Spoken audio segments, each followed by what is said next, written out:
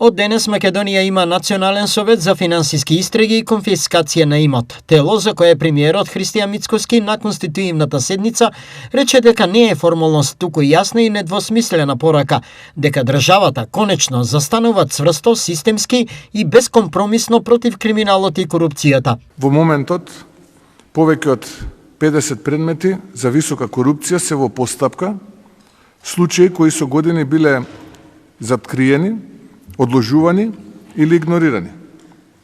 Но ова не е крај, туку почеток. Очекуваме отварање на нови случаи, темелни истраги и резултати што ќе вратат довербата на граѓаните во државата и во институциите. Јасно и гласно сакам да порачам, нема селективна правда, нема заштитени, нема недопирливи. За таа борба да биде успешна, потребно е јакнење на судството и обвинителството институционално, кадровски и функционално. Според министерот за внатрешни работи Панче Тошковски, финансискиот криминал во изминатата година е зголемен за цели 25%.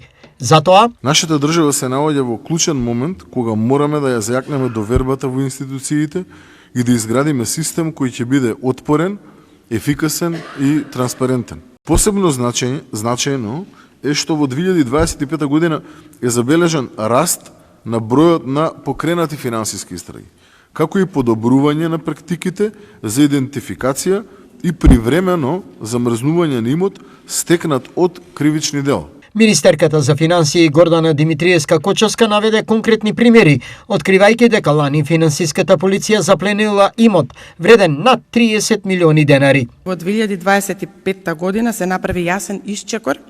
Отпочнати се 58 финансиски истраги со опфат на околу 400 физички лица и 95 правни лица.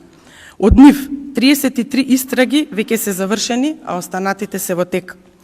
Паралелно во рамки на законот за конфискација на имот во граѓанска постапка, Управата за финансиска полиција постапуваше по иницијативи на јавните обвинителства, при што беше обезбедена судска мерка за имот во вредност од над 33 милиони денари. Поздравувајќи го конституирањето на Националниот совет за финансиски истраги, според евроамбасадорот Михаил Рокас, најефективниот начин во борбата против организираниот криминал е. Суштински закон во оваа смисла е Европската директива за поврат на имот и конфискација, кој што се надградува на претходните законски рамки.